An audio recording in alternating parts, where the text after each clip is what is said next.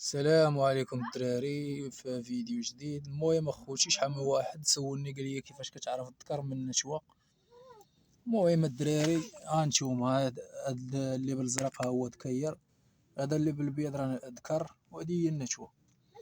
المهم الذكر راه ما كيتقابلش مع الذكر، كيقرقر كيتناقضوا وياه. هانتوما كيما كتشوفوا الفيديو. والنشوة راه واخا ينقبها الذكر ما كدويش، واخا كينقبها ما كتقرقر ما والو. هذه هي الطريقة باش كتعرف النشوة من الذكر. النشوة كتبقى هي معزولة، الشوا كتبقى معزولة، ما كتقرقر ما حتى شي حاجة. ها هي كيما كتشوفوا، هانتوما كيما كتشوفوا ما كدويش معاه، كتبقى ينقب فيها ما كدويش معاه.